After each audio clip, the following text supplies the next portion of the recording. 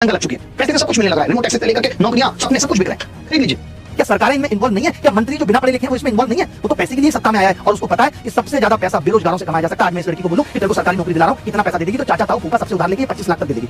सबसे महंगी अगर इस देश में कुछ हो गया ना तो वो नौकरी हो गई है सरकारी। आराम से बिक रही है, वो कोई भी मैं बोल दूं अभी 25 लाख दे दो, आप भीड़ लग जाएगी भाई साहब। वही हो रहा है, सबसे बढ़िया करप्शन है, सबसे बढ़िया कमाई का धंधा है।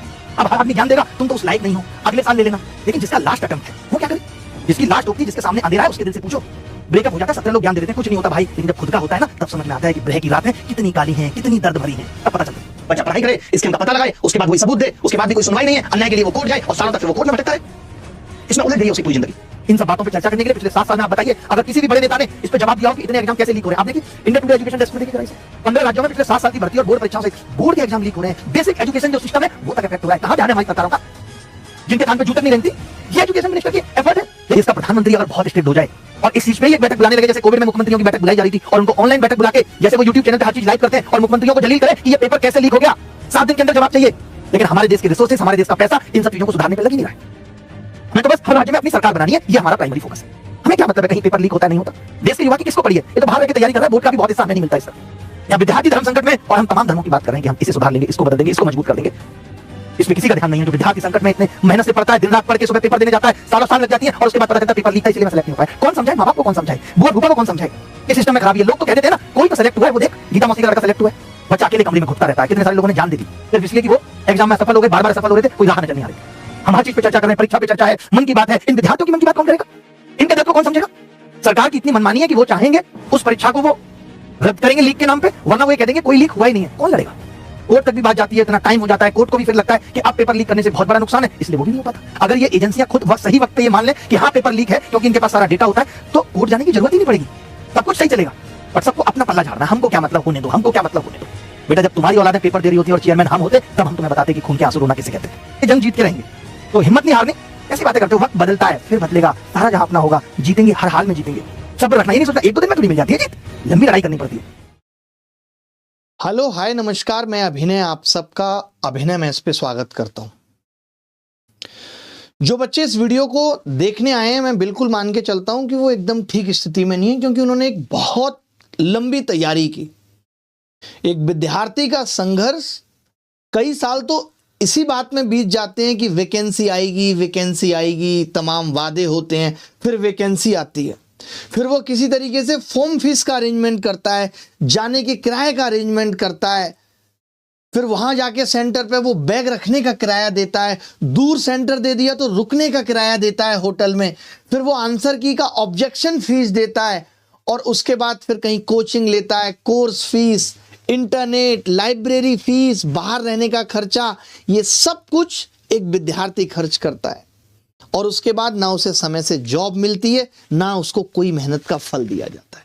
जिस भी एग्जाम में बैठता है, किसी ना किसी गलती के तहत उसे बाहर कर दिया जाता है। ये ऑलमोस्ट हर एग्जाम का सफर हो गया है, हर एग्जाम का यही हाल है। मैडम मैं कुछ कह रहा हूं, आपको सुनाई आ रहा है? तो आप सब मैक्सिमम वो बच्चे हैं जो दिल्ली पुलिस की तैयारी करके आए हैं, मैक्सिमम वो बच्चे हैं जो दिल्ली पुलिस की तैयारी करके आए, और दिल्ली पुलिस में एक अलग तरीके का झोल हुआ है जो समझ में नहीं आ रहा हुआ क्या है। लेकिन आप जगह से उठ सकती हैं, डिस्टर्ब इतना हो रहा है, किसी काम की है नहीं वैसे आप, फिर आप कहते हैं कि डांटते क्यों हैं ये। तो मैं आपसे कहना चाहता हूं कि आप सबको एक ही बात की शिकायत है कि भाई टेलीग्राम में 15-15 लाख रुपए में पेपर बिक रहे थे, ये आप सबको है। फिर आप कह रहे हैं कि कुछ बच्चों के 100 में 100 नंबर आ गए। मैंने काफी सारे शिक्षकों की भी वीडियो देखी जिसमें था कि भाई कई बच्चों के जीके जीएस में पूरे नंबर है, कई बच्चों का कहना था कि 2-3 तो सवाल ही गलत हैं, फिर पूरे में पूरे नंबर कैसे आ गए। तो मैं आपको बता दूं कि जब 2-3 सवाल गलत होते हैं तो उसके बाद बोनस दे दिया जाता है। तो पहला आंसर तो है कि बोनस से वो 2-3 सवाल भी उसके सही हो गए होंगे। मानते हैं इस बात को? क्लियर है ये बात? ठीक है। तो मैं ये कह रहा हूं कि क्या ये सबूत पर्याप्त है? आपसे पूछना चाहता हूं कि क्या ये सबूत पर्याप्त है कि आप कोर्ट में जाएंगे और बोलेंगे कि इन 10 बच्चों के 100 में 100 नंबर आए हैं? कोर्ट कहेगा ये कैसी बेवकूफी वाली बात आप कर रहे हैं कि 100 में 100 नंबर आए हैं, ले आया होगा, बहुत पढ़ने वाला होगा। तो इन्हीं सब चीजों पे हम चर्चा करेंगे कि दिल्ली पुलिस के एग्जाम में हुआ क्या है, और जो बच्चे 85 और 80 नंबर लेकर आए हैं इतने मुश्किल पेपर में, वो ये उम्मीद खो रहे हैं कि अब उनका भी सिलेक्शन हो पाएगा या नहीं हो पाएगा। तो पहले तो स्वागत है आप सभी का उस मुश्किल दौर में जहां हर तरफ धुंधलापन है। कभी एसएससी 2023 कोर्ट में घसीटा जा रहा है, कभी 2024 कोर्ट में घसीटा जा रहा है। मतलब हंसी आती है इन बातों पर कि 2024 रिजल्ट के बाद बच्चे नौकरी के लिए कैट में गए और 8-10 हियरिंग हुई, लगातार पैसा खर्च किया जेब से और चलता रहा। जज साहब रोज कहते रहे बहुत गलतियां हैं, बहुत गलतियां हैं। फाइनल ऑर्डर में भी लिख दिया बहुत गलतियां हैं, लास्ट में एक लाइन लिख दी अब कुछ नहीं हो सकता। बच्चे हाई कोर्ट चले गए, हाई कोर्ट में घिसते रहे, पहली दूसरी तीसरी हियरिंग में एक उम्मीद दिखती रही कुछ होगा कुछ होगा, और लास्ट हियरिंग में तो जज साहब ने एसएससी के डायरेक्टर को इतना लताड़ा ऐसे लगा कि सारी नौकरियां इन बच्चों के नाम कर दी जाएंगी। उसके बाद फैसला रिजर्व हो गया। कुछ वैसी फीलिंग आती है जब दो लोग लड़के पुलिस में जाते हैं, ये भाई और ये भाई लड़के पुलिस में गए, पौलास और मिस्टर तुषार ने पौलास को मारा था, पौलास शिकायत लेके गए, तुषार ने क्या कर दिया, पीछे से पैसे दे दिए। तब क्या हुआ, ये जो भाई साहब थे अब इनके तो पैसे आ गए, इनको बचाना है पुलिस को, तो पुलिस क्या कर रही है, पलाश के सामने तुषार को गंदी गंदी गालियां दे रही, हड़का रही है, तुझे तो अंदर कर देंगे और बाद में अब फैसला कर लो दोनों जी। तो ये एक तरीका होता है, इसको कौन सा तरीका कहते हैं, रेट्रोस्पेक्ट, मेरे को पता नहीं, इसका एक नाम है बड़ा अच्छा, कि जिसको बचाना है उसको सामने पे डांट दो, सबसे अच्छा तरीका होता है। ये हमारे स्कूलों में भी होता था कि जैसे कोई क्लास टीचर का बच्चा है तो झूठ मूठ का उसको सबके सामने डांट दो, बाद में उसको इंटरनल में 30 में 30 दे दो, यही होता था। मेरी ये समझ में नहीं आ रही, इतने बड़े बड़े कोर्ट जिनका नाम कैट, हाई कोर्ट, 15-15 हियरिंग के बाद ये कहते हुए केस में कोई रिलीफ नहीं दे पा रहे हैं कि गलत हुआ है। मैं यहां सुप्रीम कोर्ट से भी ये विनती करता हूं कि आपने कुछ फैसलों में जो डिसीजन दे दिए हैं उनका हवाला देते हुए, हाई कोर्ट भी आज ये कह देता है कि हमारे हाथ बंधे हुए, हम कुछ नहीं कर सकते। जब ये आयोग 15-15, 20-20 सवाल गलत पूछ के बच्चों की जिंदगी से खिलवाड़ कर रहे हैं, लेकिन हमारे यहां कोर्ट का ये कह देना कि हम इसमें कुछ नहीं कर सकते, हम इसमें नहीं पढ़ेंगे, एकेडमिक का मामला है। तब मेरा दिमाग चकराया कि जब ये बड़ी बड़ी कंपनियां 20-20, 30-30 हजार करोड़ की कंपनियां अपने 5-5 हजार करोड़ के मैटर लेके पहुंचती हैं जिनमें इतना कॉम्प्लिकेशन होता है, नीरव मोदी से लेकर के अडानी, बैंक अपनी बात सुनाती है, तब ये फैसले कैसे दे देते हैं? इसके भी एक्सपर्ट नहीं है ये तो, लेकिन फैसले आ जाते हैं। मतलब यहां अगर बच्चों के भविष्य से खिलवाड़ किया जा रहा है तो उतना लोड लेने की जरूरत नहीं है, होने दीजिए। आज एक तैयारी करते हुए बच्चे के हर कोने में नकारात्मकता है, खोती हुई उम्मीदें हैं, बिखरते हुए सपने हैं, तकती हुई बेबस किताबें हैं, ना चाहते हुए भी पढ़ने को मजबूर है क्योंकि और कुछ करने को है नहीं।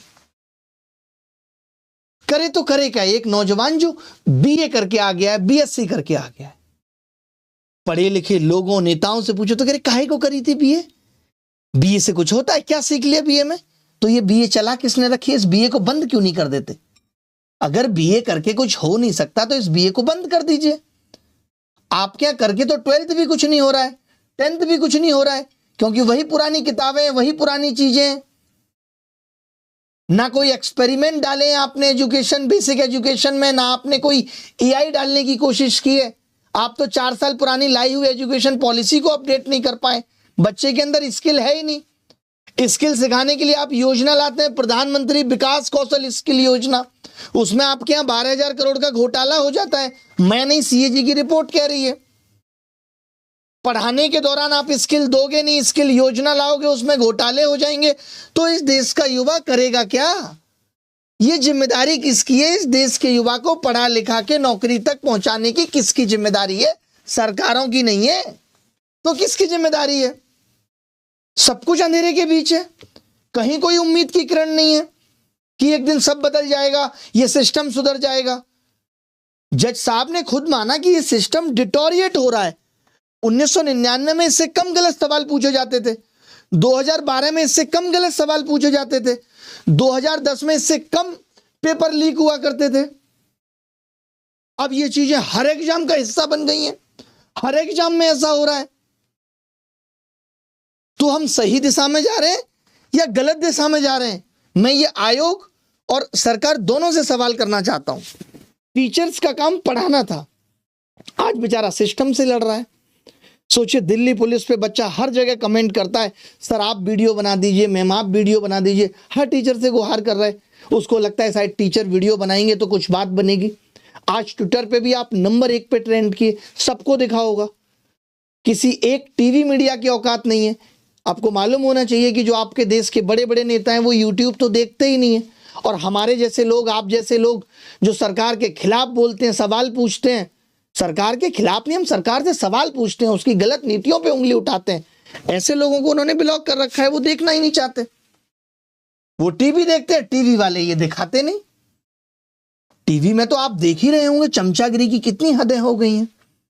इतना कुछ हो जाने के बाद भी आज हम यही कह रहे हैं कि हम विश्वगुरु बनने जा रहे हैं, हम 2047 में विकसित होने जा रहे हैं। पत्रकारों ने तो चाटने की सारी सीमाएं तोड़ दी हैं। दूसरी पार्टियों को इतना नीचा दिखाते हैं जिसकी कोई हद नहीं, और रूलिंग पार्टी का इस तरीके से गुणगान करते हैं कि इससे ऊपर कोई नहीं है, उनके भगवान बने हुए हैं। आज से रफी साहब ने 20 साल पहले गाना गाया था, कहते हैं ईमान जिसे वो कुछ नोटों की कहानी है। जब छोटे थे तब लगता था पता नहीं क्या कह गए रफी साहब, आज समझ में आता है कि ईमान बेच दिया इन लोगों ने। आप नहीं सुनेंगे कि दिल्ली पुलिस स्कैम क्यों ट्रेंड कर रहा है, किसी मीडिया वाले ने दिखा दिया। हम अच्छा भला पढ़ा रहे होते हैं, फिर एक सुबह उठते हैं, फिर कोई नया झटका आ जाता है कि अब इस रिजल्ट में गड़बड़ी हो गई है। कभी नॉर्मलाइजेशन का तमाशा आ जाता है, तो कभी पेपर लीक हो जाता है। बच्चा सीधा पूछता है सर हमारा क्या होगा, और कोई जवाब नहीं होता हमारे पास, क्योंकि ना सरकार सुनती है ना आयोग कुछ बोलता है। लेकिन दोनों चीज करेंगे, पढ़ाएंगे भी और सिस्टम की भी पोल खोलेंगे। देखिए, वीडियो जारी करते रहें, जबकि ये मैं मान रहा हूं कि अब सरकारों को इन सब चीजों से भी फर्क पड़ना लगभग बंद सा हो गया। लेकिन क्या करें, उन्हीं बच्चों को आज हम सपने दिखाएं कि आपको सरकारी नौकरी मिलेगी, और फिर पता चलता है कि ये सिस्टम उनके सपने को कुचल दे जा रहा है। इतना वक्त देने के बाद भी हर दिन ट्रेंडिंग में है, ये स्कैम हो रहा है, हर दिन हैशटैग ट्रेंड कर रहे हैं, हर दिन लगातार वीडियो बन रही हैं कि सरकार और आयोगों की नींद खुले, लेकिन कोई जवाब नहीं आएगा, कोई जवाब।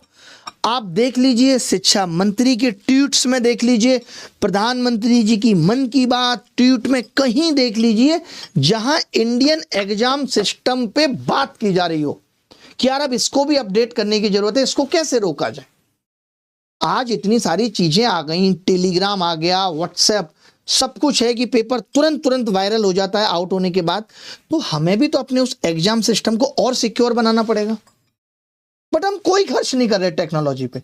आपने सुना, आज से पहले एसएससी को 2016 में एग्जाम कराने के लिए जितना पैसा मिलता था उससे कम में एसएससी आज करा दे रहा है, क्योंकि हम कोई अपग्रेडेशन ही नहीं ला रहे, कोई सिक्योरिटी नहीं है, बस चल रहा है किसी तरीके से सिस्टम।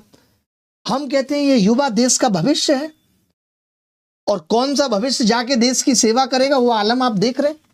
वो तो वो है जिसने 15-15 लाख रुपए में नौकरियां खरीदी हैं, और देश अच्छा हो जाएगा। बहुत दुख का विषय है और बहुत तकलीफ का भी विषय है कि बार बार इन्हीं सब चीजों पे आप देख रहे होंगे। 2024 में हमने आवाज भी उठाई, कोर्ट तक भी गए, एसएससी को मजबूर कर दिया रिजल्ट रिवाइज करने के लिए कि आपने ओवरेज बच्चों को क्यों लिया है, और सेम गलती उन्होंने इस साल की है ओवरेज बच्चों पे। और इस बार देखिए कि गलती ऊपर से सीना जोरी, इस बार रिजल्ट भी रिवाइज नहीं किया। ये तो छोड़िए, आपकी लगभग 100 बच्चों को मेल देने का मौका मिला जो 14 अक्टूबर की शिफ्ट में पीड़ित थे, उसका भी एसएससी ने नोटिफिकेशन नहीं निकाला। इनफैक्ट रात के 1:30 बजे तक एडमिट कार्ड जारी किए हैं, ऑर्डर दिन में 2:30 बजे आ गया था। एक बच्चा जो रेवाड़ी में रहता है उसका सेंटर देहरादून था, रात के 1:30 बजे जब एडमिट कार्ड आता है तब वो वहां से निकलता है। एग्जाम पूरा मजाक बना दिया इन्होंने।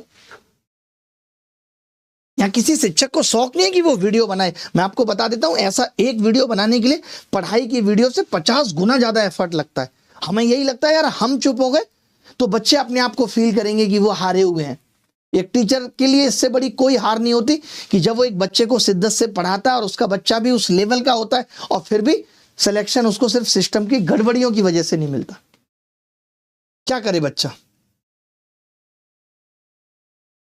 हालत ये है कि ये सिस्टम जिस भी तरीके से जिस भी स्टेज पे स्टूडेंट को प्रताड़ित कर सकता है वो ये सब कुछ कर रहा है।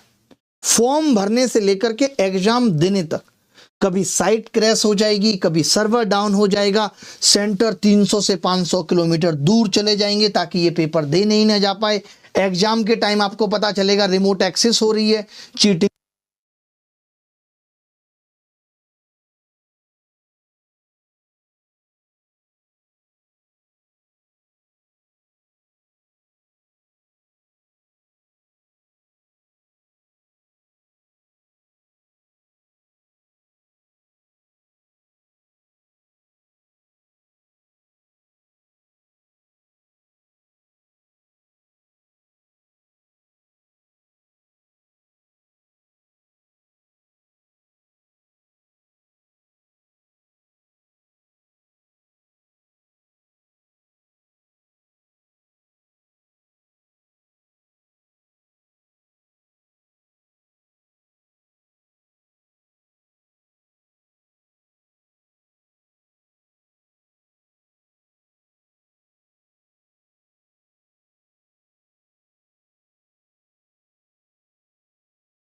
आवाज आ रही है? सुन पा रहे हैं भाई? उसके बाद आप देखोगे कि रिजल्ट 3-3 सालों तक नहीं आते। एक ड्राइवर का रिजल्ट अभी निकाला, उसमें भी खामियां हैं। फिर ये डॉक्यूमेंट वेरिफिकेशन में एक लंबा डिले कर देंगे, सालों तक ज्वाइनिंग लेटर नहीं मिलेंगे। मतलब सिस्टम हर जगह ऐसे आपका दुश्मन बना हुआ है, आप सोच नहीं सकते। बहुत दुख लगता है और गुस्सा भी बहुत आती है। अभी मैं देख रहा था, ये आज तक ने डाला है, जो कि सरकार की चापलूसी में पूरी तरह व्यस्त रहता है। इसने लिखा है यूपी में नौकरी नहीं सिर्फ धोखा। कैसे? फिर रद्द हुई परीक्षा, फिर टूटा युवाओं का सपना। और ये एग्जाम पता है अभी कुछ दिन पहले ही हुआ था। ये आपने सही से लगाया नहीं है मैम। आज तक उत्तर प्रदेश में सरकारी नौकरी का सपना देखना अब सहनशीलता का टेस्ट हो गया है। ये एग्जाम कुछ पीजीटी वगैरह का था, थोड़े दिन पहले की बात है, 10-15 दिन पहले की, लेकिन ये लीक हो गया और फिर रद्द हो गया। हो क्या रहा है मैं आपको बता रहा हूं।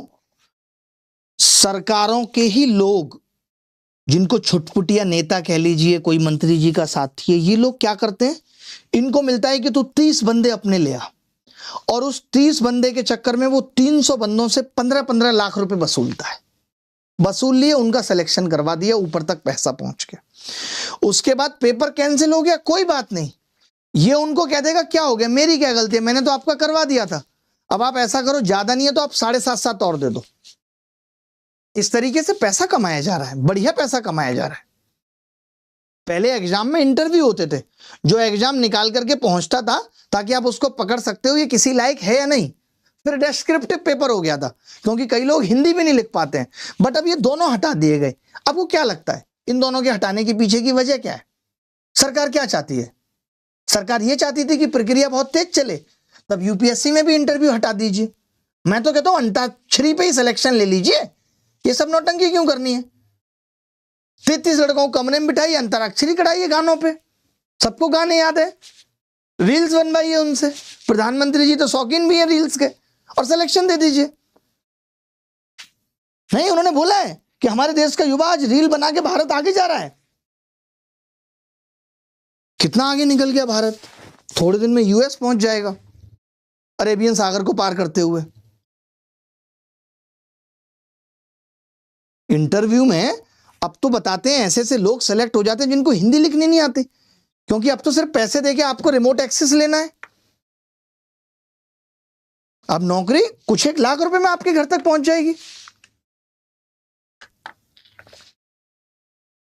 जिनका पेपर अच्छा हो जाता है, सिलेक्शन मिल जाता है, उसको फिर कोई गड़बड़ी भी नहीं दिखती। वो कभी नहीं चाहता कि पेपर कैंसिल हो। उसकी एक अलग जमात क्रिएट हो जाती है जो इसके विरोध में रहती है कि नहीं, अब पेपर कैंसिल नहीं होना चाहिए, मेरे तो 87.5 आ रहे हैं। और बात सही भी है, सिलेक्शन हो जाता है, इतनी किस्मत से होता है, कोई क्यों चाहेगा कि कैंसिल हो। और इस चक्कर में सिस्टम को माफी दे दी जाती है और फिर अगली बार नए तरीके से बच्चों के साथ ये सिस्टम फिर गद्दारी करता है। अब लगातार देख लीजिए, जो गलतियां 2024 में की वही गलतियां 2025 में कर रहे हैं। सेम अत्याचार आपके मुंह पे फेंक के मार रहे हैं। वही रास्ता, फिर कोर्ट जाओ, मोटा पैसा लगाओ।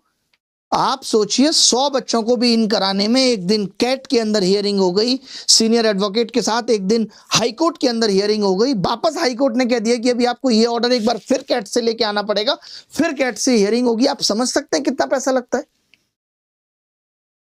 कितना मुश्किल हो जाता है कोर्ट के अंदर भी लड़ाई करना। अगर कोई अर्जेंसी ना हो तो 3-3 महीने की डेट दे दी जाती है। कोई देखने वाला नहीं है कि सच में बच्चों के साथ गलत हो रहा है नहीं हो रहा। हमें लगता था कोर्ट में छोटी सी चीज से भी ये लगता था कि अब एसएससी बदल जाएगा, थोड़ा सुधरेगा। कोई रिव्यू सिस्टम नहीं है इनके यहाँ, वही गलती फिर से दोहरानी है इनको। अब इशू थोड़ा सा दिल्ली पुलिस पे भी बात करते हैं, बाकी चीजों पे भी बात करेंगे कि दिल्ली पुलिस में आप देख रहे हैं इस तरीके की एक रिकॉर्डिंग आपके सामने आ रही है। ये रिकॉर्डिंग आपने सुनी होगी, कहां पे चलेगी है?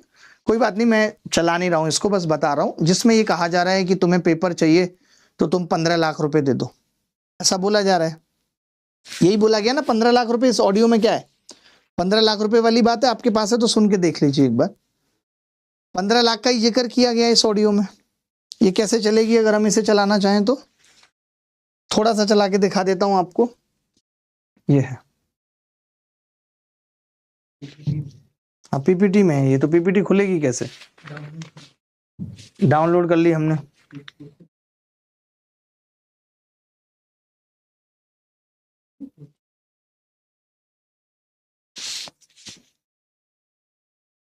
ये भाई रिकॉर्डिंग आपने सुनी होगी। आपको कुछ नहीं करना है ना।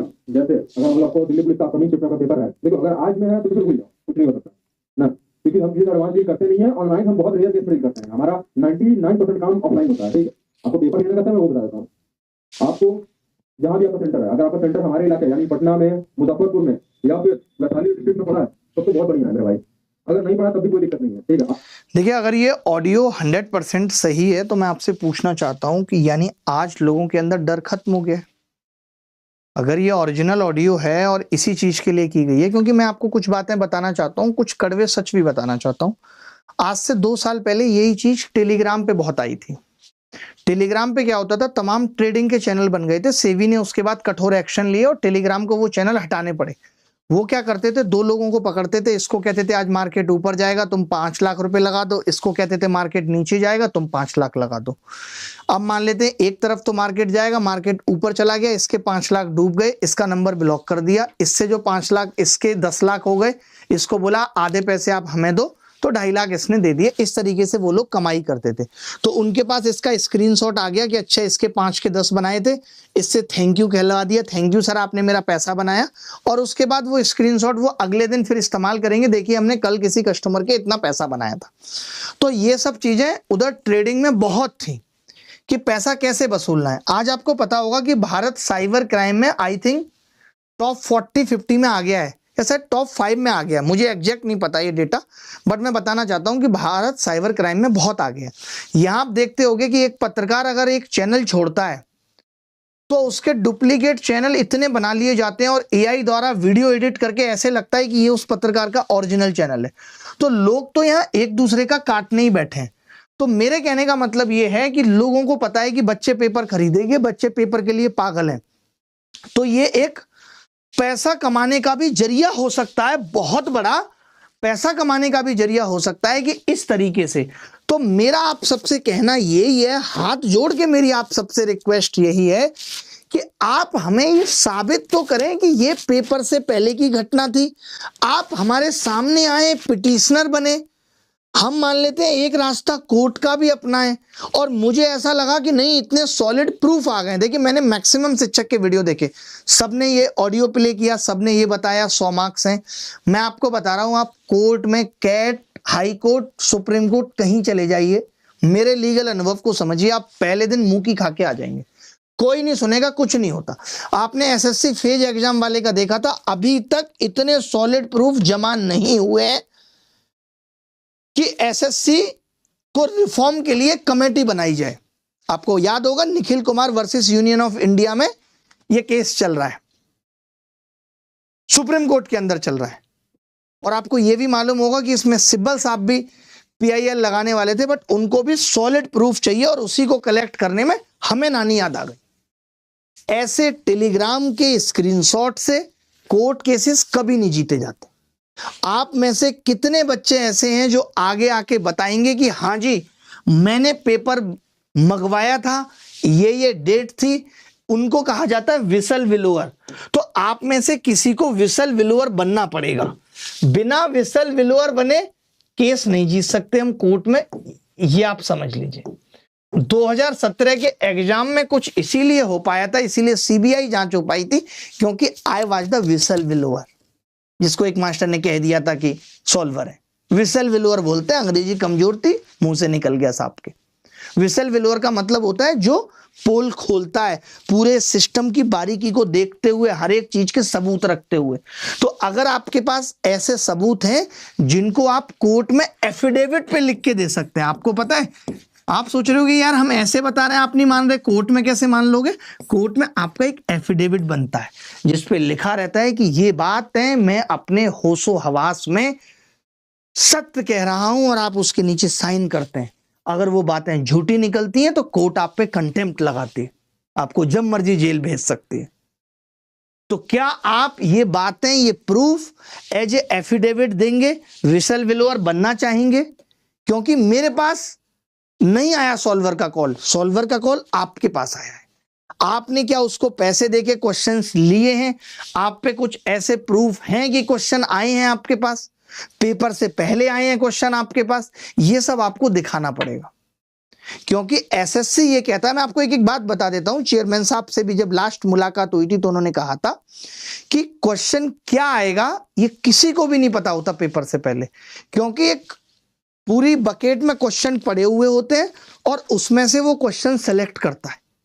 जो सॉफ्टवेयर है वो क्वेश्चन सेलेक्ट करता है, और ये सालों से होता आ रहा है। AI नहीं था तब भी ऐसा होता आ रहा है। आप जितने भी ये टेस्ट के प्लेटफॉर्म है उनसे पूछिएगा ये बात, उनको भी, वो भी ये बता देंगे कि इस टेस्ट में कौन से 20 क्वेश्चन आएंगे, नहीं पता। उसमें वो सीक्वेंसिंग कर देते हैं, उसको क्या बोलेंगे, क्लबिंग कर देते हैं कि ये टफ क्वेश्चन है, ये मॉडरेट, ये इजी। तो वो एक कमांड देते हैं कि हर शिफ्ट में 10 मॉडरेट, 10 इजी और 5 डिफिकल्ट जाएं, और उस हिसाब से वो क्वेश्चन उठा लेता है। जो एक शिफ्ट में उठाए होते हैं वो दूसरे शिफ्ट में नहीं उठाता, कंप्यूटर करता है। तो कोई ये गारंटी के साथ कैसे कह सकता है कि 22 की शिफ्ट में, सेकंड शिफ्ट में ये सवाल आएगा? मुझे जो जहां तक समझ में आ रहा है वो है कि ये पैसा कमाने का जरिया होता है। आजकल बहुत आसान है। आजकल आपको पता है क्या हो रहा है? लोग कोर्ट केस के नाम पे पैसे कमा रहे हैं। आपको बोल देंगे आप मुझे 10,000 रुपए दीजिए, मैं आपको मेंस में बिठवा दूंगा। लोग कोर्ट केस के नाम पे पैसा कमा रहे हैं। सबको लग रहा है, आज तक आप मुझे बता सकते हो कि बच्चे कोर्ट गए और एक भी फैसला या एक भी रिलीफ लेके आए हैं? कोई बता दे मुझे। नहीं ला पाएंगे। पता है क्यों नहीं ला पाएंगे? क्योंकि बच्चे 2-2, 4-4 हजार रुपए इकट्ठा करके 1 लाख रुपए में एक सामान्य से वकील से पिटीशन फाइल करा सकते हैं। वो सीनियर्स को ले जाने की कि 5 लाख एक हियरिंग की फीस नहीं बियर कर सकते, इसीलिए वो रिलीफ नहीं ला पाते। तो मेरी आप सबसे ये भी हाथ जोड़ के निवेदन है कि किसी भी ऐसे बहकावे में ना आए कि कोई आपसे कहता है कि हमें पैसे दे दीजिए। हमने किसी भी कोर्ट केस के लिए आज तक किसी बच्चे से 1 रुपया ना मांगा है, ना अपने अंतिम सांस तक मांगेंगे। जब तक जितनी लड़ाई हमसे लड़ी जाएगी हम खुद लड़ेंगे। तो ये बात कान खोल के सुन लेना। तो आजकल पैसे कमाने के जरिए, जैसे मैंने बताया ना कि लास्ट ईयर हम कोर्ट से रिलीफ ले आए, तो पिछले 1 साल में तमाम लोग आ गए जो बच्चों से कोर्ट केस के नाम पे पैसे ठग रहे हैं। हमारे पास बच्चों के मैसेज आते हैं, सर उसने आपके नाम पे बोला कि अभिनय सर लड़ रहे हैं, मुझसे 5,000 रुपए ले लिए, 6,000 रुपए ले लिए। मैं लगातार अपने वीडियोज में बोलता हूं ये बात कि मैं किसी से कोई पैसा नहीं मांगता भाई। तो आपको करना क्या है, अगर आप ये चाहते हैं कि ये पेपर कैंसिल हो, तो उसके लिए आपको सॉलिड प्रूफ देने पड़ेंगे, सामने आना पड़ेगा, विसल विलोअर बनना पड़ेगा, एफिडेविट पे साइन करके बताना पड़ेगा कि जी ये मेरे आंखों के सामने की बात है। तब हम कोर्ट केस में जा सकते हैं, सीधे हम हाई कोर्ट भी जा सकते हैं, कैट भी जा सकते हैं, और आप बोलेंगे हम सुप्रीम कोर्ट के अंदर भी PIL लगा सकते हैं कि इस एग्जाम में इस लेवल पे धांधली हुई है। अगर आप इस चीज के लिए इंटरेस्टेड हैं तो हमारा ये नंबर है, आप मैसेज करके बताइए कि हाँ जी मैं दे सकता हूं सारे प्रूफ। ऐसे आप हवा में बातें करेंगे तो कोर्ट में तो ये लड़ाई नहीं लड़ी जा सकती। और अगर मान लेते हैं कि हम ये कह दें कि चलिए प्रोटेस्ट करते हैं मिलके, धरने पे बैठ जाते हैं, तो जब हम धरने पे बैठेंगे और हम बोलेंगे कि जी बच्चों के 100 में 100 आए हैं जो नहीं आ सकते थे, तो हमारी कोई नहीं सुनेगा। 100 में 105 नहीं आए ना, 100 में 100 आए। मुझे एकदम पता है कि 100 में 100 आ ही नहीं सकते, मैं खुद मानता हूं। सबको दिख रहा है मोरली कि ये पॉसिबल ही नहीं है, गलत हुआ है मोरली, लेकिन कोर्ट में मोरली चलता ही नहीं है। मोरली समझ रहे हैं, नैतिक।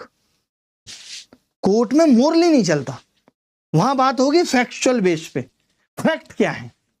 तो चाहे तो आप कोर्ट की लड़ाई, जैसे 2017 के प्रोटेस्ट में सीबीआई जांच या इसलिए हो पाई थी क्योंकि सबूत मिल गए थे।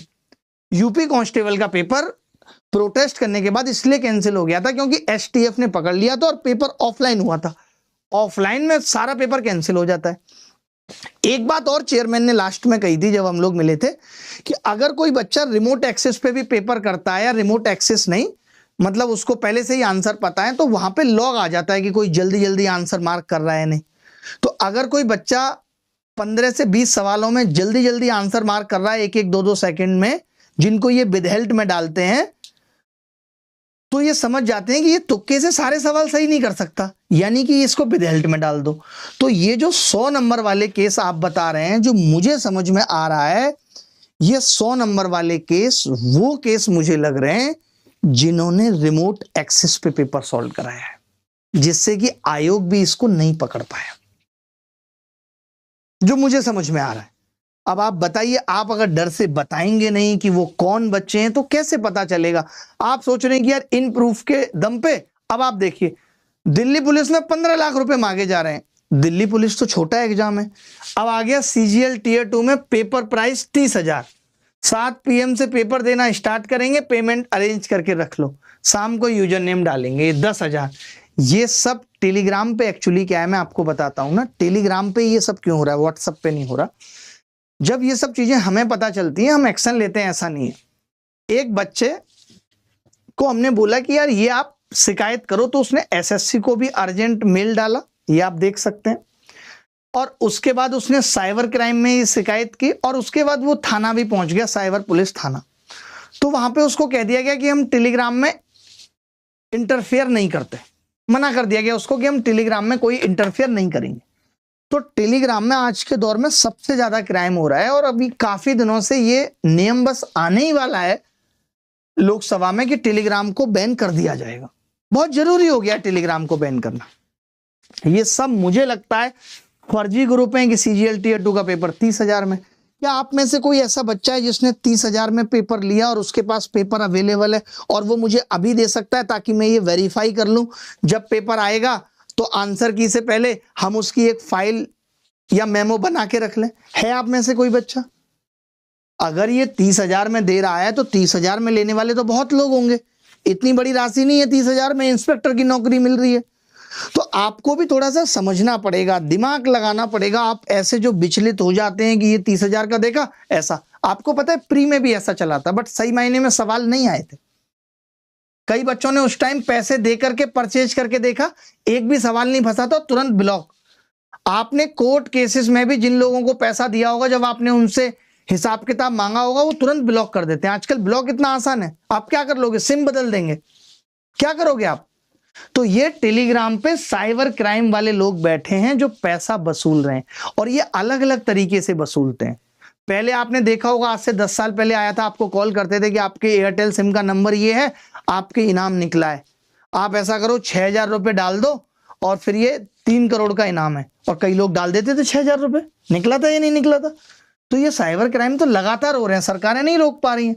आपका अगर ऐसे पैसा डूबा है तो आप करिए साइबर क्राइम में जाके, दिल्ली जाके शिकायत करिए। बट आप ये कहें कि यहाँ पे सच में पेपर बिक रहा है, तो ऐसा तो नहीं है। मैं इस बात को मान नहीं रहा हूं, मेरा दिल नहीं मानना, क्योंकि मैं तो कई सालों से देख रहा हूं कि ऐसे ट्रेडिंग वालों ने बच्चों को लूटा। आज भी हमारे तमाम शिक्षकों के, आप देखते होंगे टेलीग्राम चैनल पे ऐड आता है नीचे, 2,000 के 3,000 करें, उसको लगता है अभिनय सर का ग्रुप है, चलो कर देता हूं 2,000 रुपए, 3,000 तो हो जाएंगे। यार आप एसएससी की तैयारी कर रहे हो, मेरी ये समझ में नहीं आता, ट्रेडिंग में किसी के कहने पे कोर्ट केस में 5,000 रुपए, 10,000 रुपए आप कैसे दे देते हो? आपके अंदर कोई डिसीजन मेकिंग नहीं है, और डिसीजन मेकिंग नहीं है तो आप भारत सरकार की क्या सेवा करेंगे? बड़ा मुश्किल है भाई।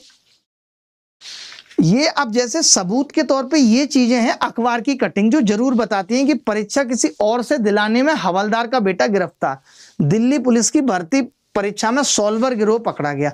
तो ये तो पकड़े गए, ऐसा नहीं है कि रिमोट एक्सेस नहीं हो रहा था। 8 से 35 लाख रुपए तक में डील हुई थी, सॉल्वर को एडवांस दे दी जाती थी 50% रकम। ये सब तो हुआ है, रिमोट एक्सेस हुआ है। बिना रिमोट एक्सेस के 100 नंबर पॉसिबल ही नहीं है। अब ये एसएससी पे आज दबाव बनना चाहिए कि दिल्ली पुलिस स्कैम अगर ट्रेंड हुआ है तो एसएससी को इसकी खोजबीन करनी चाहिए, क्योंकि एसएससी के पास ये डेटा रहता है कि वो पता कर सकती है कि जिस बच्चे के 100 नंबर आए इसका पेपर कहां से दिया गया था। ये एसएससी चाहे तो वेंडर से ले सकती है। ये देखिए दिल्ली पुलिस कांस्टेबल परीक्षा में डमी कैंडिडेट पकड़ा गया। तो ये सब चीजें तो हुई हैं ही तमाम। अब बात करते हैं सवालों की, जो सवाल आए थे उनकी बात करते हैं। दिल्ली पुलिस में ड्राइवरों की भर्ती में हुआ फर्जीवाड़ा। तो फर्जीवाड़ा तो हर एग्जाम में हो रहा है, मैं मान रहा हूं, बट हमें सही रास्ते से जाना पड़ेगा। आप सोच रहे हैं कि जीत ऐसे ही मिल जाएगी, खाली मैंने वीडियो बना दिया और तमाम शिक्षकों ने वीडियो बना दिया बस काम खत्म हो गया। इससे कुछ भी नहीं होगा। ट्विटर पे 1 नंबर पे ट्रेंड हो गया तो शायद सॉल्यूशन मिल जाएगा, नहीं होगा, बहुत मुश्किल है। 2 ही रास्ते हैं, कोर्ट या फिर प्रोटेस्ट। दोनों के लिए ही सॉलिड प्रूफ चाहिए, रीजन चाहिए कि ऐसा क्यों हो रहा है। आपको बताना पड़ेगा, प्रूफ करना पड़ेगा। ऑफलाइन पेपर होता बहुत आसान था, पेपर कैंसिल करा देना कि पूरा पेपर कैंसिल होगा, दोबारा होगा। ऑनलाइन में ये उतना ही मुश्किल है। अगर आप ये साबित भी कर दो कि 1000 लोगों ने नकल की तो चेयरमैन आके इंटरव्यू दे देंगे, बोल देंगे 1000 लोगों ने जिन्होंने नकल की, हमने 1000 के 1000 को पकड़ लिया। ऑनलाइन था, सब कुछ कैमरे में था, हमें पता चल गया। बट आप सोच रहे हो कि पकड़ा क्यों नहीं जिनके 100 नंबर आए? उनका पैसा तो ऊपर तक पहुंचा होगा ना, उन्हें कैसे पकड़ लेंगे? कैसे पकड़ लेंगे आप बताओ? उन्होंने तो पैसा ही इस बेसिस पे दिया होगा कि 2 लाख ज्यादा ले लो, सिलेक्शन में कोई टेंशन नहीं चाहिए। अभी वो तो वीडियो देख रहे होंगे, उनका अलग से पारा हाई हो रहा होगा, हाय राम हमने इतना पैसा लगा दिया, ये आदमी धोती खोल रहा है, कल को पेपर कैंसिल हो गया, कुछ और दिक्कत हो गई, हमारा क्या होगा? हमारे तो पैसे भी गए। और ये होना चाहिए। 2-4 बार जब ऐसे ही पेपर कैंसिल होगा तब इन लोगों को समझ में आएगी कि पैसा नहीं देना। पैसा दे कौन रहा है? आपके दोस्त यारी तो पैसा दे रहे हैं, आपको सब पता है कौन पैसा दे रहा है। आप तो ये भी नहीं कि किसी एक आदमी का वीडियो बना ले और वीडियो बना के भेजें कि देखिए मेरे पड़ोसी ने किस तरीके से 15 लाख इस आदमी को दिए और इस आदमी ने कैसे रिमोट एक्सेस कराया है, क्या क्या सबूत है। आप देंगे तभी तो बात बनेगी, हमारे तक कैसे पहुंचेगा कुछ? ये सब चलता रहता है। ये लास्ट प्रूफ है मेरी साइड से। इसके बाद मैं कोई भी पेपर, मुझे ये भी लगता है कि जो आदमी ये सब चीजें करता है वो खुलेआम टेलीग्राम पे कर रहा है। उसकी भाषा कैसी है आप देखिए, अलग ही लेवल की उसकी भाषा है। वो लिखता कैसे है मैं आपको दिखाता हूं। यहां पे लिख रहा था वो, एक जगह मैं उस आदमी का मैसेज देख रहा था,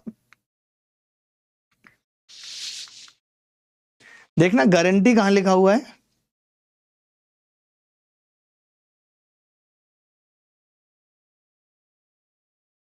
मैं वही देख रहा था कि उस आदमी को गारंटी की स्पेलिंग नहीं आ रही है, तमाम स्पेलिंग गलत है उसकी।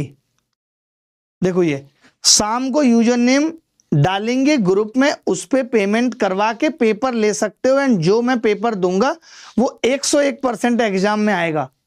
इस मैसेज से ही पता चल रहा है कितना नकली। ये गारंटी है मेरी, गारंटी है मेरी। ये सब नकली है, कुछ गारंटी नहीं है इसकी। मेरे को मिल जाए इसका थप्पड़ मार के थोपड़ा चेंज कर देना, मैंने कान उखाड़ के ऐसी जगह चुपकाना, अंडरवियर नीचे करके सुनेगा ये।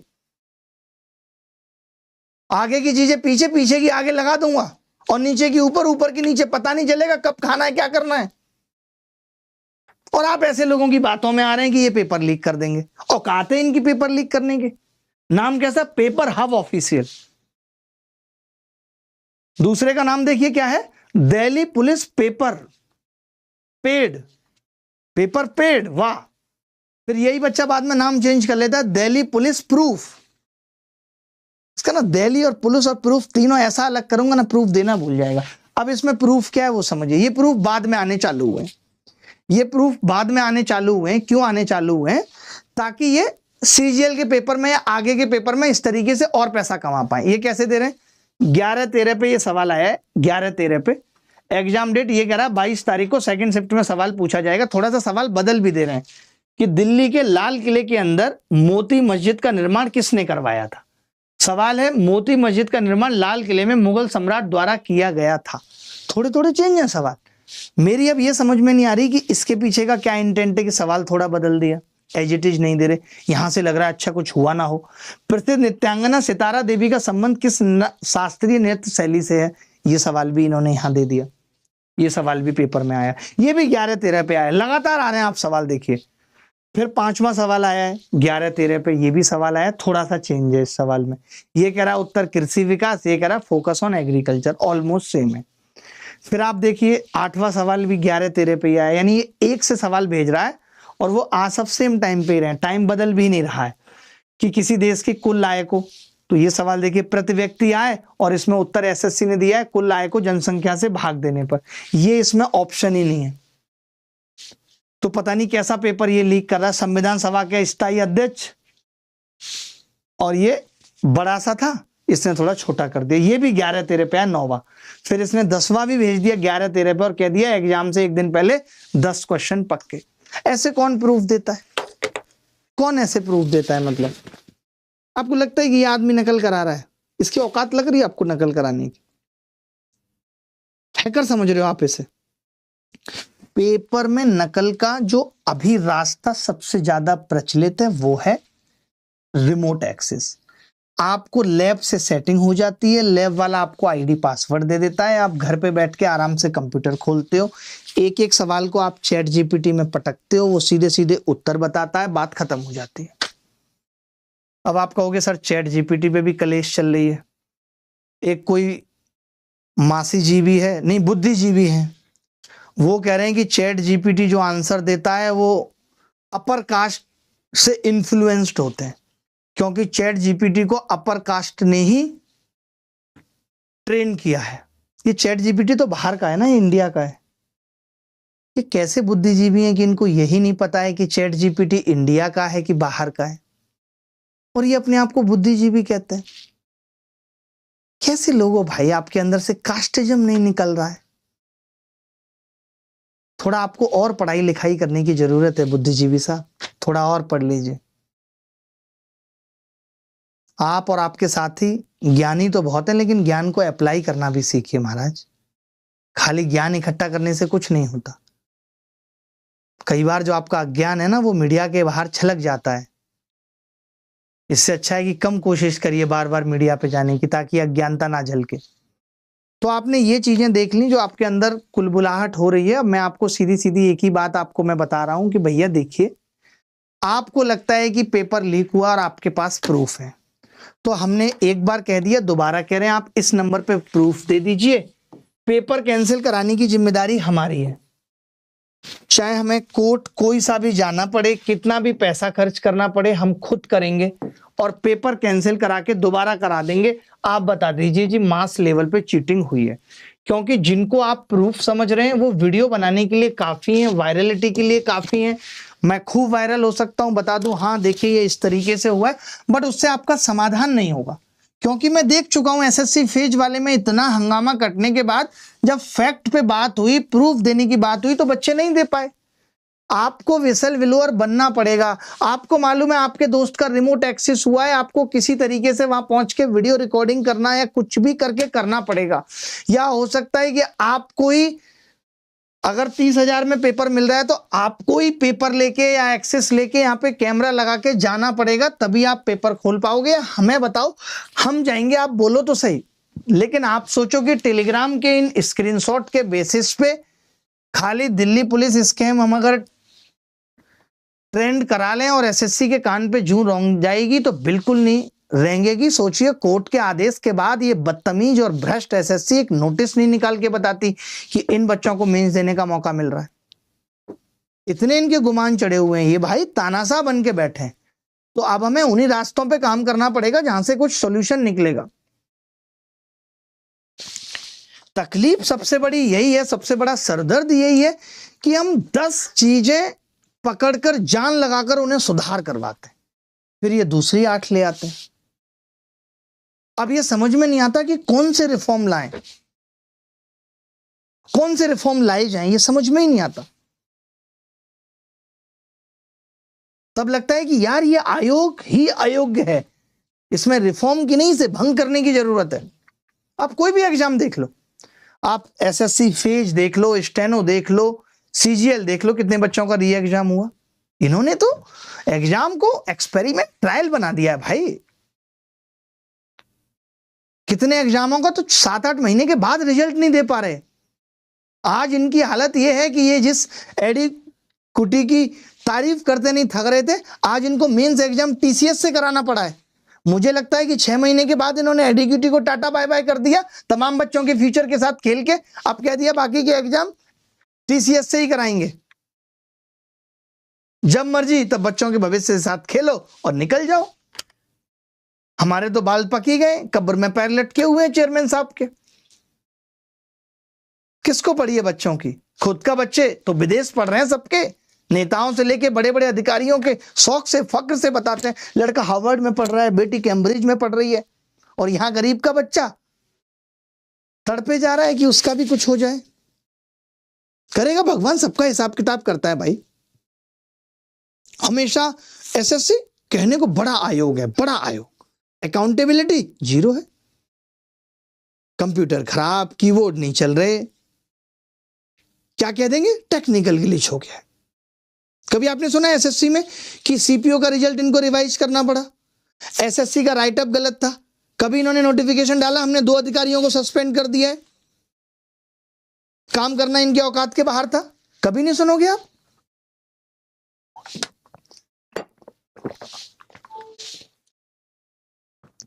ऐसा लगता है कि सरकार ने आयोगों को बोला हुआ है कि हमारा असली उद्देश्य नौकरी देना है ही नहीं, बस परीक्षा कराते रहो। हर बार फॉर्म निकालो, फीस लो, परीक्षा की तारीख देर से दो, फिर किसी ना किसी बहाने एग्जाम रद्द कर दो या डिले कर दो, सालों तक रिजल्ट मत दो। इससे 2 काम होंगे, सरकार दिखाती रहेगी कि हम रोजगार दे रहे हैं, और नौकरी देने की जिम्मेदारी ये टाल दी जाएगी ये कहकर कि अभी प्रक्रिया में है, इन प्रोसेस है। कोई केस कोर्ट में चला जाता है, चेयरमैन से पूछो रिजल्ट अभी कोर्ट में है, उस पे जो है टिप्पणी करना सही नहीं है। ऐसा लगता है कि एसएससी खुद चाहता है कि बच्चे कोर्ट में चले जाए, हमारी जवाबदेही खत्म हो जाए, और जब कोर्ट कह दे कि भाई रिजल्ट रिवाइज कर देना, इसमें दिक्कत है, तो सर अब पॉसिबल नहीं है। इनके बाप की एसएससी है, इनको मुश्किल हो जाएगी लोगों को न्याय देने में। ये तो सोच के बैठे हैं कि यूथ थक जाएगा, हार मान लेगा, इतना कंफ्यूजिंग कर देंगे प्रोसेस को, इतना डिले कर देंगे, इतनी टेक्निकल प्रॉब्लम कि सवाल ही ना पूछ पाए, धीरे धीरे घर बैठ जाए, इतना मानसिक रूप से थका देंगे। यही प्लान लग रहा है आयोग का। क्यों भाई बताओ? सबको पता है गरीब का बच्चा ही तो सरकारी नौकरी के पीछे भाग रहा है, वही सबसे कमजोर आवाज है। ना उसे मीडिया दिखाएगी, ना सरकार जवाब देगी, ना एसएससी का अफसर हटेगा किसी भी बात पे। भुगतान सिर्फ बच्चे को करना है, क्योंकि सरकार और आयोगों का तो मौन व्रत चल रहा है इन सब चीजों पे। चाइना एजुकेशन पे $800 बिलियन खर्च करता है, और भारत सिर्फ 12। हमें करना ही नहीं है लोगों को एजुकेट। हमारे यहां तो 80% जनता राशन पे पल रही है, और हम कहते हैं 2047 में विकसित हो जाएंगे। मैं आपसे पूछना चाहता हूं कि क्या 2010 में इतने % जनता ही राशन पे पल रही थी? मुझे नहीं लगता कि 80% होगा, इस वक्त ज्यादा है। और हम कहते हैं हमारा भारत बहुत तेजी से आगे बढ़ रहा है, ट्रिलियन इकोनॉमी, अलाना फलाना ढिमका। एजुकेशन पे कोई काम नहीं, हेल्थ पे कोई काम नहीं। हेल्थ में एक ही आदमी की काम हो रहा है, वो है यशस्वी प्रधानमंत्री। वो दिन पे दिन जवान हो रहे हैं साहब, उनकी हेल्थ ठीक रहना जरूरी है, प्रजा ऐसी तैसी में चली जाए। यही तो राम राज्य है, जहां पे सिर्फ राम राजा है, प्रजा की कोई कदर ही नहीं है। इनसे पूछो तो इनका एक ही कहना है, एग्जाम होते रहेंगे, नौकरियां मिले ना मिले, इतना आपको पागल कर देंगे, आप सवाल पूछने लायक नहीं बचेंगे। बच्चा क्या करे? फिर वो कहीं प्राइवेट नौकरी ढूंढने लगता है।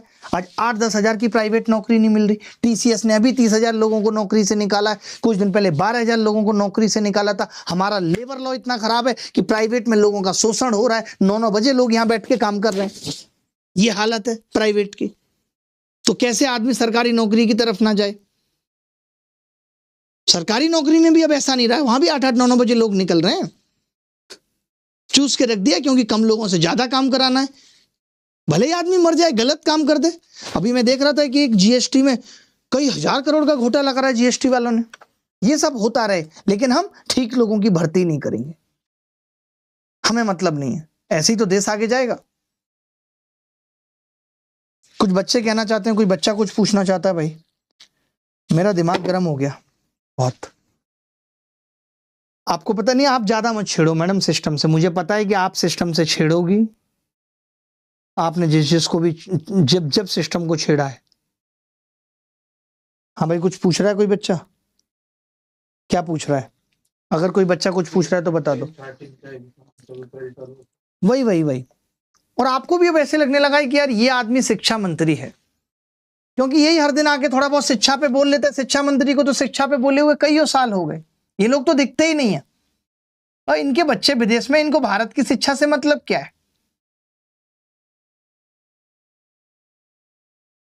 परीक्षा पे चर्चा हो जाती है, वो भी कौन कर रहा है परीक्षा पे चर्चा?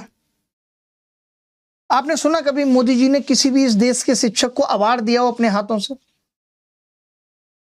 शिक्षक काफी बड़े बड़े थे। एक एग्जाम्पल खान सर का ही ले लेते हैं कि चलो इन्फ्लुएंसर बहुत अच्छे हैं और पढ़ाते भी हैं, अच्छा नाम बनाया। इतने सारे इन्फ्लुएंसर्स को अवार्ड मिला। आपने देखा किसी ऐसे शिक्षक को, पढ़ाने वाले आदमी को अवार्ड दिया हो इन्होंने? नहीं।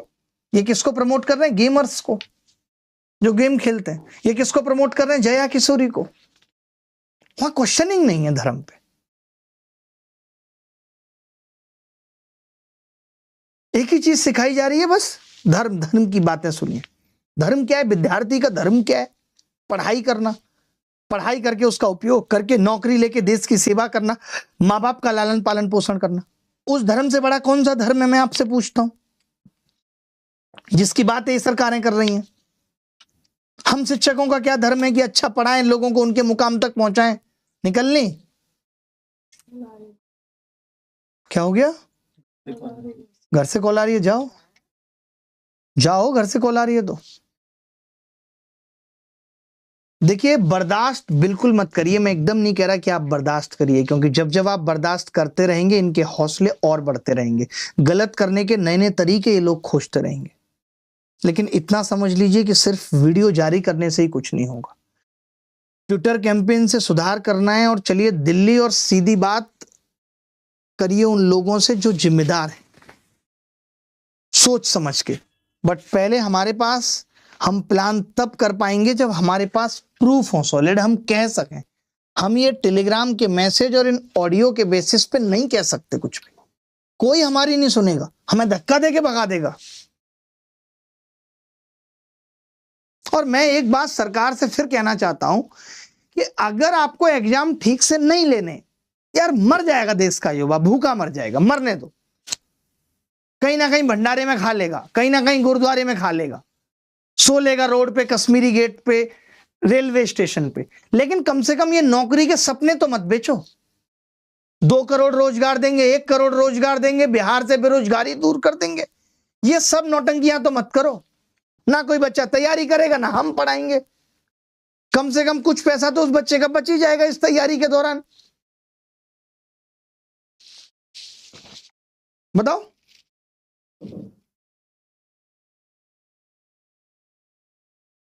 जैसी पेपर में ये सब दिक्कतें आती हैं, 100 नंबर आए। मैं देखता हूं बहुत सारे शिक्षकों के, मैंने वीडियो देखे, मैं उनके इमोशंस को समझता हूं। लगता होगा यार आर पर कर देंगे, जोश में ये सब कह देना। लेकिन कितना उससे फायदा होगा, कहने कैसे इन सब चीजों से निपटा जाएगा, ये थोड़ा दिमाग की चीज है।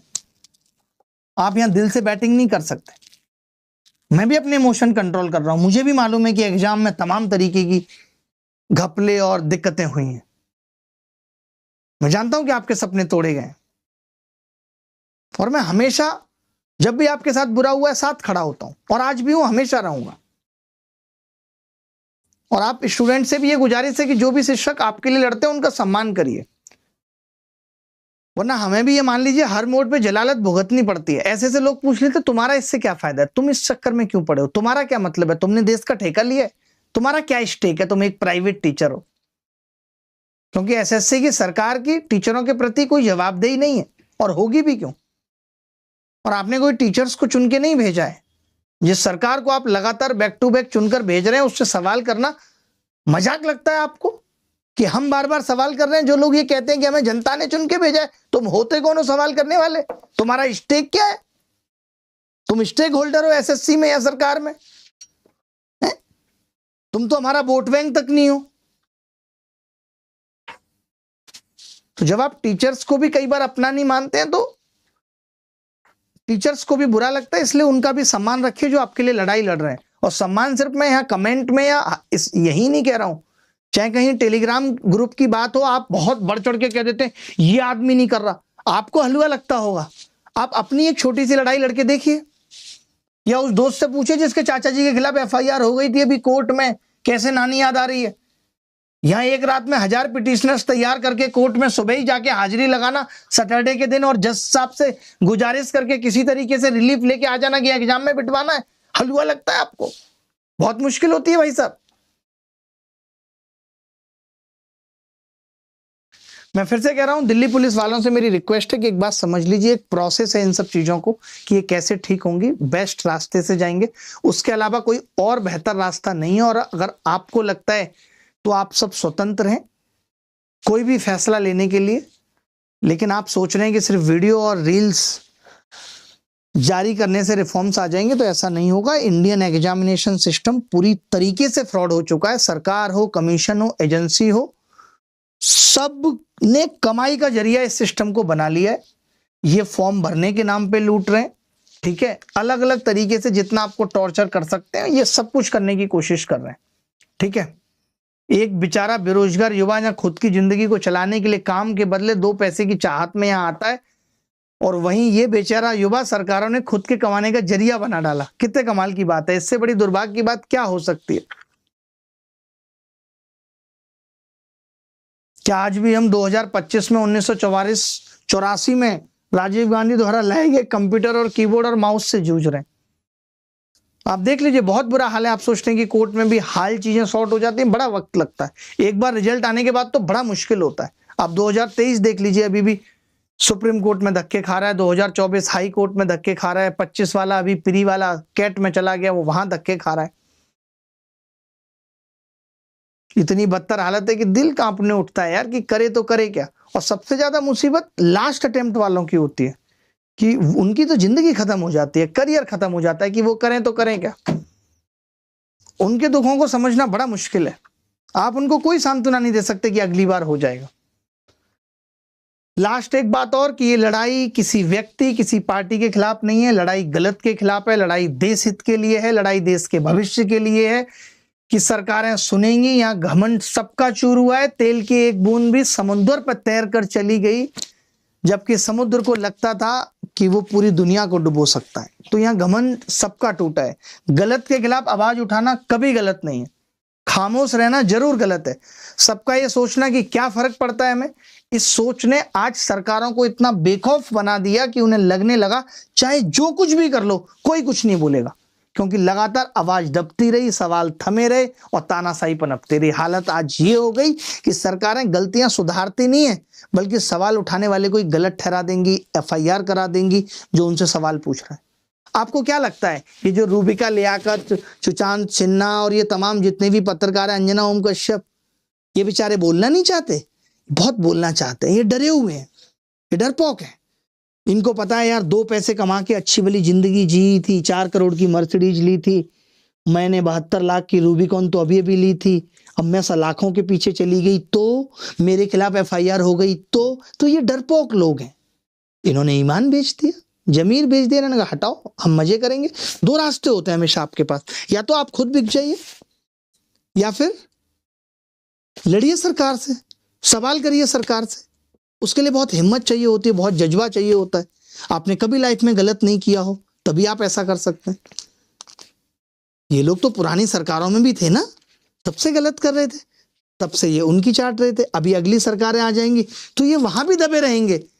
ये ऐसा नहीं है कि सरकार पलट जाएगी तो फिर सवाल पूछेंगे, नहीं, इनको पता है कि जो इस सरकार में कारनामे किए वहां बोले तो वो निपटा देंगे। तो ये वो पत्रकार हैं, इनसे तो क्या ही उम्मीद कर सकते हैं, क्योंकि लोकतंत्र का गला घोटने में हमारी मीडिया का कम बड़ा हाथ नहीं है। कोई तानाशाही की जरूरत थोड़ी थी। जनता का डर और खामोशी या जनता की आवाज को इन्होंने सरकार तक पहुंचने ही नहीं दिया, बस बन गई सरकार तानाशाह।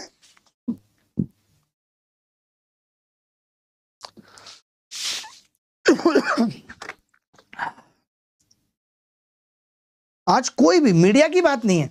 आज आप देखिए, कोई खिलाड़ी, कोई बड़ा सेलिब्रिटी कभी आपके हक में नहीं बोलेगा। वो सब सिर्फ एक ही चीज लिखते हैं, मोदी है तो मुमकिन है। क्या बर्बादी। और फिर जब बर्दाश्त करने की क्षमता खत्म हो जाती है तब आंदोलन शुरू होते हैं, उसको ये दबा लेते हैं। वो होने ही नहीं देते, कह रहे आंदोलन पनपने ही नहीं देंगे। आज लोग कहते हैं, बड़ा बुरा लगता है कि उसको वोट दें, फिर कोई दूसरी पार्टी नहीं है। पार्टियां बनती कैसे हैं? मुलायम सिंह कैसे बने, कल्याण सिंह कैसे बने, नीतीश कुमार कैसे बने? आंदोलनों से इनका जन्म हुआ। अरविंद केजरीवाल कैसे बने? आंदोलनों से इनका जन्म हुआ। और आज आंदोलन तो हो ही नहीं रहे, आंदोलन तो आप कर ही नहीं सकते। जब कर नहीं सकते तो कैसे बनेगी पार्टी? बनेगी तो जीतेगी नहीं। ऐसे तो बना लीजिए, तमाम लोग बना लेते हैं पार्टियां। आवाज उठाने के पास आज कोई रास्ता नहीं है भाई। यहां लाखों बच्चा अपनी जवानी किताबों को सौंप कर बैठा है। रात का सन्नाटा हो, सुबह हो, एक ही सपना है कि यार माँ बाप का सिर गर्व से ऊंचा करना है। फंसा हुआ है बेचारा रिजल्ट के इंतजार में।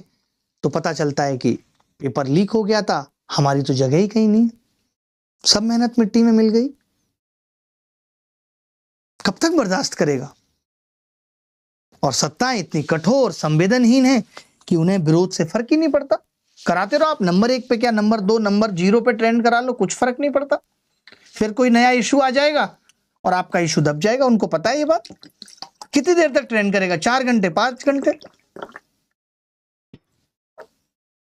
क्योंकि सत्ताओं को वोट की गारंटी मिल चुकी है। उनको मालूम है कुछ भी कर लो आप, हर राज्य में हमारी सरकार आनी है, क्योंकि हम जाति, धर्म और प्रचार का बढ़िया